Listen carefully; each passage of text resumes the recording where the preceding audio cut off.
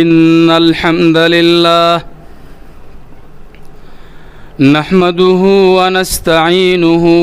ونستغفره ونعوذ بالله من شرور أنفسنا ومن سيئات أعمالنا. أما بعد فأعوذ بالله من الشيطان الرجيم. بسم الله الرحمن الرحيم. يا أيها الذين آمنوا اتقوا الله وقولوا قولا سديدا يصلح لكم أعمالكم ويغفر لكم ذنوبكم ومن يطع الله ورسوله فقد فاز فوزا عظيما. أعوذ بالله من الشيطان الرجيم. وعلى الثلاثة الذين خلفوا. ډېرو عزتمندو محترمو مشرانو کشرانو همزولو اوریدونکو ورونو السلام علیکم ورحمة الله وبرکاته. محترمو کوم مجلس چې الله قائم کړي او تاسو یې دې ته راوستي یئ، اولا د الله رب العالمین مونږ تاسو له ادا کول شکر پکار دی چې د الله شکر ادا کو چې الله دې فرفتن دور کې مونږ او تاسو د الله دې کور ته د الله کلام ته راوستو، دې ته کښېنولو، دا مو واورېد او د الله نه امید کوو چې الله رب العالمین به د دې بدلې مونږ ته هم په دنیا کې راکوي او هم په آخرت کې انشاءالله. محترمو مجلس چونکې د قرآن سره تعلق ساتي، هغه قرآن چې هغې ته د الله کلام ویلی شوی، د الله خبرې دي، په دې قرآن کې د الف نه واخله تر د یا پورې، د الف لام نه واخله تر والناس پورې د الله رب العالمین کلام دی، د هغې خسته خبرې دي، د الله هغه خبرې دي چې انسان ته خوند ورکوي چې دا ووایي او د انسان په زړه کې هغه خبرې ځای او مقام پیدا کوي. محترمو په دې ناس مجلس کې چې څومره هم ورونه دي دوی د الله کلام واورېد، الله دې په دې باندې د عمل کولو توفیق ورکړي. محترمو داسې کلام دی دا چې دا الله ته ډېر ګران دی، د دې وجې نه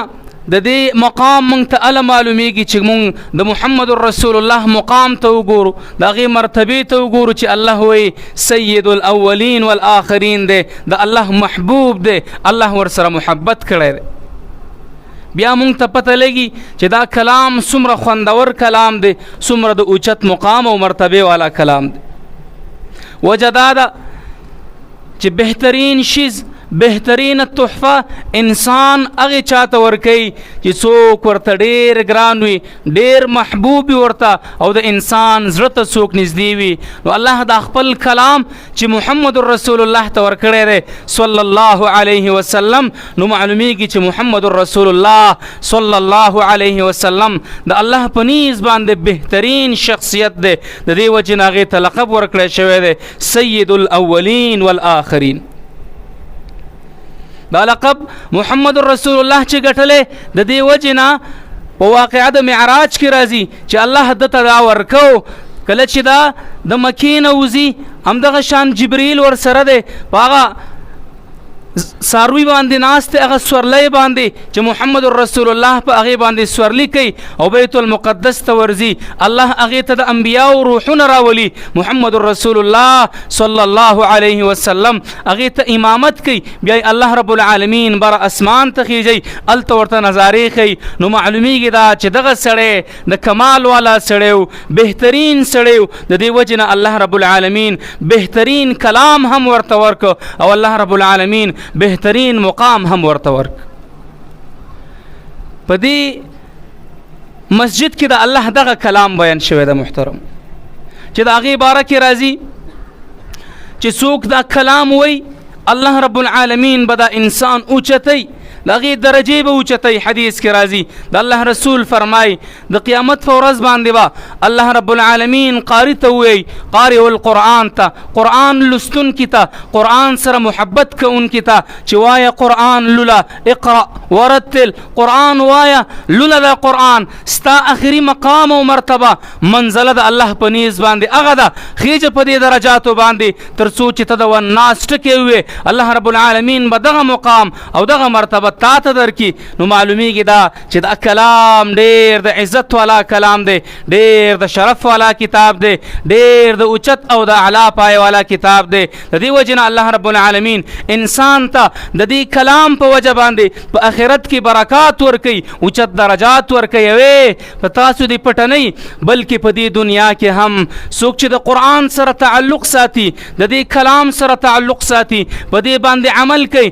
نو الله رب العالمین د دې انسان زندگی خوشحالی په دې کې راحت راځي، دې ته تسکین قلب دا ورځي، همدغه شان سکون وي د دې په زندګۍ کې، کم ټینشن ورته نه وي. او کم خلک چې د دې قرآن نه اعراض کوي الله فرمای ومن اعرض عن ذکری فإن له معیشة ضنکا ونحشره یوم القیامة اعما. ای الله وای زما د کلام نه چې چا مخ واړو، اعراض یې ترې وکړو، عمل یې پرې ونک، الله وای د دې انسان ژوند تنګوم، د ده باندې آرام نه راولم، بېچیني ورته راولم، د زړه سکون ترې اخلم، دې باندې به ډېر راحت وي د دنیا، بینک بیلنس به وي، کپړې به وي، جایدادونه به وي، بچیان به وي، عزت او رتبه به وي، خو د الله کلام به یې پرېښودی. الله وایي چا چې اعراض وکړو په دې قرآن باندې عمل ونه کړو، د قرآن مقام او مرتبه ونه پېژانده، الله وایي فإن له معیشة ضنکا. د دې انسان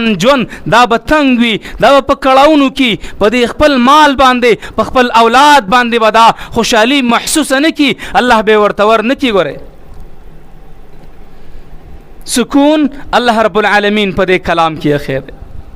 چې دا د الله کلام دی، چې څومره انسان وي د انسان په زړه کې د دې کلام سره محبت پیدا کیږي، او څومره چې د دې کلام نه انسان رسته کیږي د دې انسان ژوند را تنګیږي. ولو که دا په ورځ کې 10 لکه روپۍ هم وګټي، 20 لکه هم وګټي، خو والله قسم په الله باندې مونږ پیژنو داسې خلک چې د هغوی په زندګۍ کې سکون نه وي، ټینشن وي، منډه وي، همدا وي، که 1 لک روپۍ وګټي په 1 لکو لارو باندې تیزي. او هغه خلک چې هغوی د الله کلام ته وخت ورکوي، موقع ورکوي، والله که هغوی سره په جب کې 1 روپۍ هم نه وي، 1 ټنګه هم نه وي، بیا هم دا انسانان داسې فیلینګ کوي، داسې احساس کوي چې دوی د دنیا مالدار ترین خلک دي. تاسو به دا لیدلي په خپله معاشره کې، داسې ده که نه ده؟ نو دا کلام دا د الله بهترین کلام دی، داسې مقام الله دې ته ورکړی دی، او په دې کلام باندې ډېرو صحابو سرونه قربان کړي دي. محمد رسول الله په قرباني ورکړې ده. والله هغه پیغمبر چې هغوی زما او ستا دپاره فریاد کړی دی، جړا یې کړې ده، هغې پې خپله وینه توی کړې ده، زما او ستا دپاره ارمان کړی دی د ښه ژوند، د ښه ترتیب، د ښه زندګۍ، خپل غاښونه مبارکې پې شهیدان کړي دي، زما او ستا دپاره فریاد کړی. هغه پیغمبر د دې کلام د وجې نه خپلې لوریانې هغې ګټلې دي چې مشرکانو طلاق یې کړي دي. زما او ستا دپاره د پیغمبر چې کومه خواري کړې ده د دې کلام دپاره هجرت یې کړی دی، خپله علاقې پرېښې ده، ملکي یې پرېښې ده، مقام یې پرېښی دی. هغه وجه دا وه چې صرف د الله کلام د الله مخلوق ته ورسیږي، او وروسته چې کوم خلک را روان دي چې په دې باندې عمل وکړي، بله څه وجه نه وه. ګورئ د دې کلام دپاره مشهور امام په 4 امامانو کې امام احمد ابن حنبل، تاسو به نوم اورېدلی، د هغې باره کې راځي، سیرت کې واقعات دي. کله چې د هغې مناقب سړی ګوري، سیرت والا فرمایي دا یو باچا راولګېده چې هغه معتزلي بادشاه و، همدغه شان د اسلام سره ورانه وه، په اسلامي لباس کې خو مسلمانۍ سره ورانه وه، صحیح اسلام سره ورانه وه. احمد ابن حنبل راونیو، ورته وایي دا ووایه چې دا کلام د الله کلام نه دی، دا مخلوق دی، دا قرآن د الله کلام نه دی بلکې مخلوق دی. امام احمد ابن حنبل ورسره دا خبره نه مني، څه کېږي؟ په جیل کې اچوي، اهل سیر لیکي چې د هغې نه غوښې غوڅېږي، د هغوی نه داسې غوښې لرې کېږي په چابکونو باندې، په کوړو باندې، خو هغه بیا هم وایي چې دا کلام د الله کلام دی، دا مخلوق نه دی. زمونږ او ستاسو مشر امام احمد بن حنبل، همدغه شان امام ابو حنیفه رحمت الله علیه رحمتا واسعه، د کلام د قرآن د وجنه، د دین د خدمت د وجنه جیل ته ځي، د دې کلام د وجنه چې د دې خدمت وکړی شي په جیل کې شهید کیږي، د هغې جنازه د جیل نه راوځي. ای محترمه چې زما او ستا مشرانو محمد رسول الله، بیا د هغې ملګرو اصحابه کرامو، بیا د هغې ملګرو سلف صالحینو، بیا امامانو د دې دپاره کوشش کړی دی، محنت یې کړی دی، خواري یې کړې ده چې دا په ځان کې راولي، بیا یې نورو ته وښیي. نو ما او تا باندې هم څه ذمهواریان شته او که نشته؟ شته که نشته؟ دا کلام چې مونږ وې، په دې کلام کې الله یو څو واقعات مونږ ته رالیږلي دي د دې دپاره چې د هغې ملګرو د محمد رسول الله صلی الله علیه وسلم سیرت نه تاسو خبر شئ چې د هغې د محمد رسول الله سره څومره مینه وه، د دې کلام سره یې څومره مینه وه، او د دین سره یې څومره مینه وه. ما چې کوم آیات ولوست، الله د دې باره کې فرمایي هغه درې کسان وعلى الثلاثة الذین خلفوا، د دریو کسانو واقعه بیانوي الله، د هغوی د توبې واقعه بیانوي، د هغوی د محبت واقعه بیانوي، د هغوی مینه بیانوي د محمد رسول الله صلی الله علیه وسلم سره، د هغوی اطاعت بیانوي چې دومره مطیعو چې 50 ورځې سوشل بایکاټ د دوی سره شوی دی، ښځې ترې جدا شوي دي، خپل خپلوان ترې جدا شوي دي، د هغوی سره څوک سلام نه کوي، کلام نه کوي، څوک ورسره ودرېږي هم نه، بیا هم هغوی اطاعت د الله کوي، اطاعت د رسول الله کوي. نو ما او تا ته هم په دې واقعه کې یو عبرت پروت دی. هغه واقعه د کعب بن مالک، مراره، همدغه رنګې امیه رضی الله عنه، د دې درېواړو واقعه ده. سیرت والا لیکي چې دا درې صحابه د الله د رسول بهترین ملګري، بدري صحابه اوسه، دوی باره کې راځي د احد غزا وه، د مشرکینو سره جنگ دی، صحابه تیاری کوي د جهاد دپاره، لګیا دي، محنت کوي، د رسول الله ملګرتیا کوي. خو دا درې صحابه داسې دوه کمزوري دي، سپینګیري دي، او یو ځوان دی کعب بن مالک، د دې باره کې راځي. کعب وایي داسې نه چې کمزوری ومه، ښه زورور ومه، مضبوط ومه، مالداره وم، داسې مالداري را باندې وه چې د هغې ثاني نشته دی. خو د جهاد نه چې پاتې شوم، وجه دا وه چې ما ویل سامان اخلم، تیاری کومه، نن ځمه، سبا ځم. چې کله خلک زمانه لاړه، صحابه لاړه، رسول الله لاړو صلی الله علیه وسلم، وی بیا مې وی چې دا دې څه وکړل کعب بن مالکه، ته خو پاتې شوي، رسول الله ته به جواب څه ورکې؟ رسول الله شان ته ګورئ، هغه د هر ملګري نه ځان خبروي، زما او ستا په شان ته نه دی چې کله سترګې په یو باندې پټې کي، کله په بل باندې. نه نه، د زر د پاسه مخلوق دی، صحابه دي، جنگیان دي، سپایان دي، فوجیان دي، خو د رسول الله صلی الله علیه وسلم یو ملګری هغه ته یاد دی. تپوس کوي چې کعب بن مالک له څه چل شوی دی چې په دې مجلس کې نه ښکاري. بعضې صحابه وایي د الله رسوله شاید هغه منافق شوی. یو صحابي ورته وایي چپ شه، بیا دا خبره ونه کې، مونږ د کعب بن مالک نه دا خبره نه ده محسوسه کړې، شاید چې د هغې څه عذر وي. غذا کېږي، صحابه راځي واپس. کعب بن مالک وایي چې کله صحابه را نږدې کېږي د زړه دړکن مې سیوا کېږي چې رسول الله ته به څه جواب ورکوم. کله چې رالم ملګري راته راله، راته وویل چې کعب بن مالکه د دې منافقانو په شان هغه منافقان چې هغوی پاتې شوي وو د غزا نه، داسې وکړه، یو بهانه وکړه، څنګه چې دوی دروغ وې بیا به توبه وباسي، الله به دې معاف کړي. کعب بن مالک وایي چې نه نه، هېڅکله هم نه، زه کله داسې کولی شم، بلکې د رسول الله مخې ته که زه دا خبره وکړم الله وحی رالیږي، زما حقانیت معلومیږي. نه نه، څه چې هم شوي دي رښتیا به ویم، حقیقت به ویم. همدغسې وشو. رسول الله ته وایي د الله رسوله پاتې شوی یم، عذر مې هم نو، خپلې کمزورۍ پاتې کړی یم. د الله رسول اعلان کوي چې تر څو به د الله وحی نه راغلي، د الله فیصله نه راغلي، کعب بن مالک سره د ټولو صحابو سوشل بایکاټ دی، د سره به خبرې نه کېږي، راشه درشه به نه کېږي. خپله ښځه یې ترې جدا کړه، ښځه یې راځي، د هغوی ایمان ته ګوره،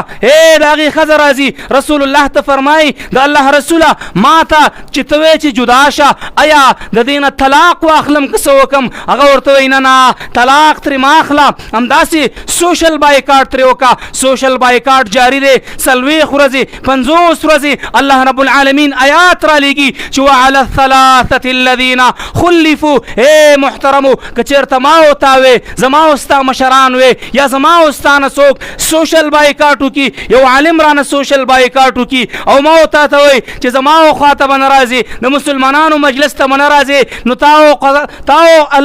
تاسو الله ګواه کوي چې موږ د اسلام نه به ورته تیر نه شو تیر به نه شو د اسلام نه ورته چېرې اسلام د ستا مبارک